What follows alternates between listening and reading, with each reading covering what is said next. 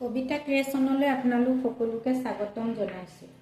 আজি মই আলু দমৰ ৰেচিপি এটালৈ আপোনালোকৰ মাজলৈ আহিছোঁ। যোৱাবাৰ মই এইটো আলুৰে ফ্ৰাই ৰেচিপি এটা দিছিলোঁ আৰু আপোনালোকে ইমান ভালদৰে আঁকোৱালি লৈছে, সেয়েহে খুব ভাল লাগিছে।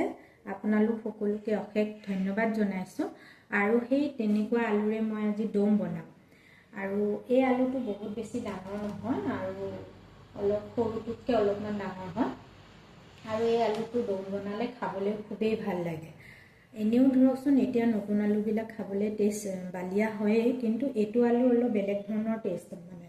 সেইটো কাৰণে এইটো যদি দম বা ফ্ৰাই কৰে খাবলৈ খুব ভাল লাগে। মই আজি মগজেদি বনাম। তাৰ কাৰণে মই মগজখিনি লৈছোঁ। আপোনাৰ আলুৰ জোখ অনুযায়ী মই মগজখিনি লৈছোঁ। আৰু মগজখিনি মানে এতিয়া মই অকণমান পানীত তিয়াই ৰাখিম। তাৰপিছত মই মিক্সিত মাৰি পিনে এটা পেষ্ট বনাই ল'ম। আৰু মই এইফালে পিঁয়াজ লৈছোঁ, নহৰু লৈছোঁ আৰু মছলাখিনি মই বনাই থাকোঁতে আপোনালোকক দেখুৱাই যাম। ভিডিঅ'টো একেবাৰে স্কিপ নকৰাকৈ শেষলৈকে চাই থাকিব। আলুখিনি ভালদৰে ধুই মই প্ৰেছাৰত বহাই দিছোঁ। আলুখিনি বইল কৰোঁতে মই অকণমান নিমখ দিম, তেতিয়াহে ধৰক আলুৰ ভিতৰত নিমখখিনি সোমাব। এতিয়া মই চিটিটো আহিবলৈ দিম।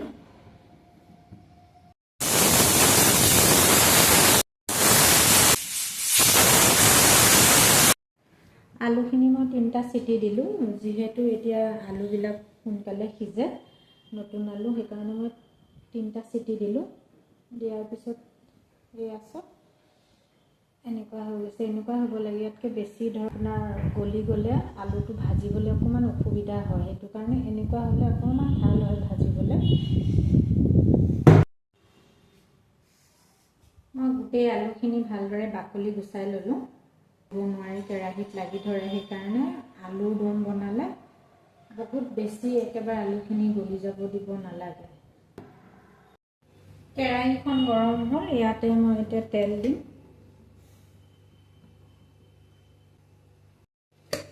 অকণমান পাঁচফোৰণ দিম।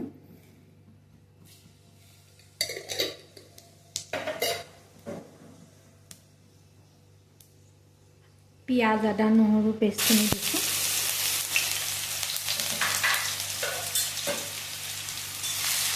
পিঁয়াজ, আদা, নহৰুখিনি ভালদৰে মই ভাজি লৈছোঁ, কেঁচা গোন্ধটো যোৱালৈকে।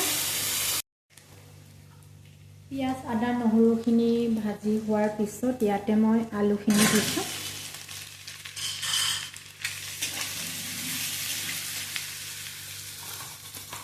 এতিয়া মই প্ৰথমতে নিমখ দিওঁ। মই কৈছোঁৱেই আগৰ ভিডিঅ'বিলাকত আমি ৰস চল খাওঁ, সেইটো কাৰণে ৰস চলটোৰ পৰিমাণটো অলপ বেছিকৈ দিব লাগে। আৰু এইফালে হালধি দিছোঁ অলপ, মিট মছলা দিছোঁ অলপমান মই।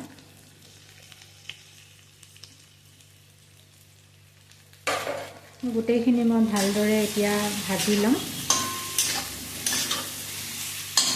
মিট মছলা দিয়াৰ পিছত মই অকণমান ধনিয়া গুড়ি দিছোঁ। ধনিয়া গুড়িটো দিলে অলপ স্মেলটো ভাল লাগে, সেইটো কাৰণে আপোনালোকে ইচ্ছা কৰিলে ধনিয়া গুড়িটো নিদিবও পাৰে, কিন্তু মই যিহেতু ধনিয়াৰ গোন্ধটো খুব ভাল পাওঁ, সেইটো কাৰণে অলপমান দিছোঁ মই।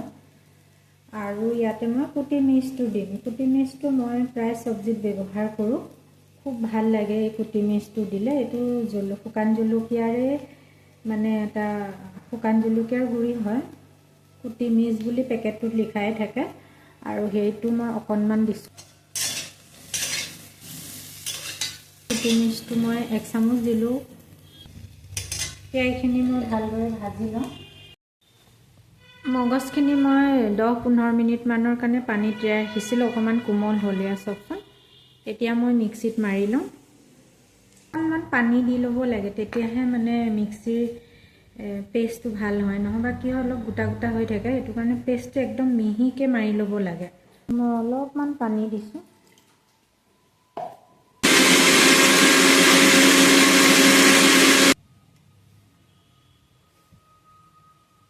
এয়া চাওক, এনেকৈ মই মিহিকৈ মাৰি ল'লোঁ। আলুখিনি ভালদৰে ভাজি হৈ গ'ল। এয়া চাওকচোন ইমান ধুনীয়া হৈছে। এনেকৈ মানে ৰঙচুৱাকৈ আলুখিনি অকণমান ভাজি ল'ব লাগে, তেতিয়া ধৰক আলুৰ ভিতৰত তেল মছলাখিনি সোমালে আলু দমটো খাবলৈ টেষ্ট হয়। গোটেইখিনি ভালদৰে ভাজি হোৱাৰ পিছত এতিয়া মই ইয়াতে মগজখিনি দি দিম আৰু মগজখিনিও ভালদৰে মিহিকৈ মাৰি ল'ব।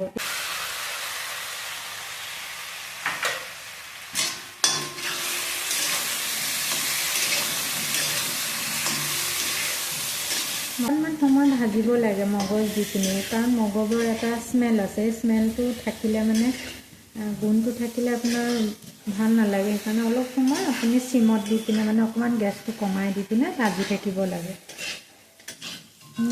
কেৰাহীত একেবাৰে লাগিব দিব নালাগে, ঘনাই লৰাই থাকিব লাগে। মগজ দিয়াৰ পাছত ভালদৰে মই ভাজি ল'লোঁ আৰু ভজাটো প্ৰায় কমপ্লিট হৈ গ'ল। আৰু এতিয়া মই ইয়াতে পানী দিম। পানীৰ পৰিমাণটো বহুত বেছি দিব নালাগে, কাৰণ আলুটো অলৰেডি সিজিছে, সেইটো কাৰণে অলপমান কমাই দিম। মিক্সি জাৰটোতে মই যিহেতু মগজখিনি পেষ্ট বনাইছিলোঁ, তাতে মই অলপমান পানী দি দিছোঁ।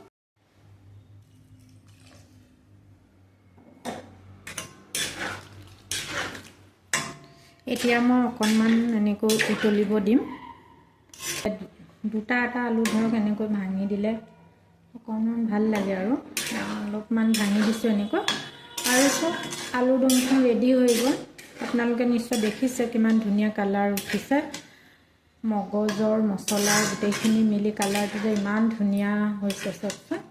আৰু আশা কৰিছোঁ আপোনালোকে ভিডিঅ'টো ভাল পাব বুলি। আৰু যদি ভিডিঅ'টো ভাল পায় এটা লাইক দিব, কমেণ্ট কৰিব। লগতে মোৰ চেনেলটো যদি এতিয়ালৈকে ছাবস্ক্ৰাইব কৰা নাই, ছাবস্ক্ৰাইব কৰি ল'ব আৰু কাষত থকা বেল আইকনটো অল কৰি দিব।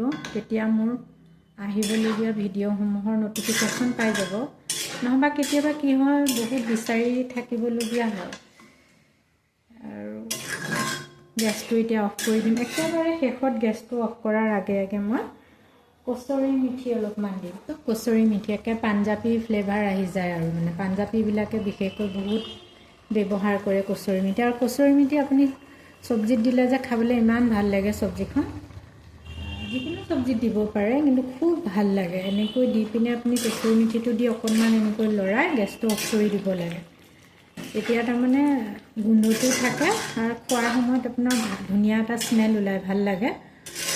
আৰু আপোনালোকৰ নিশ্চয় ৰেচিপিটো ভাল লাগিব বুলি আশা কৰিলোঁ। মই অলপ ঠাণ্ডা হ'বলৈ প্লেটখনত থৈ দিছোঁ। আৰু ইমান ধুনীয়া হৈছে, আপোনালোকে নিশ্চয় গম পাইছে। চাওক একেবাৰে শেষত মই আপোনালোকক দেখুৱাইছোঁ। অকণমান ঠাণ্ডা হ'বৰ কাৰণে গ্ৰেভিটো খুব ধুনীয়া হৈছে। আপোনালোকে এনেদৰে এবাৰ বনাই খাব। খুব ভাল লগা এটা ৰেচিপি। আৰু আলু দমবিলাক সাধাৰণতে সৰু ল'ৰা ছোৱালীবিলাকেও খুব ভাল পায়, যিহেতু ল'ৰা ছোৱালীবিলাকে চব্জি খাব নোখোজে।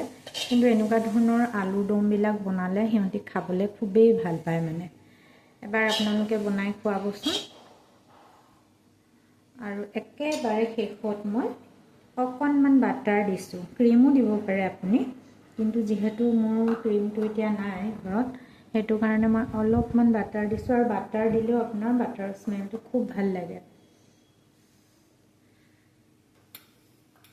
এনেদৰে আপোনালোকে বনাই খাব এবাৰ। আৰু তেনেহ'লে আজিলৈ আহোঁ আৰু এটা নতুন ৰেচিপিৰ ভিডিঅ' আপোনালোকৰ মাজলৈ লৈ অহাৰ প্ৰতিশ্ৰুতিৰে।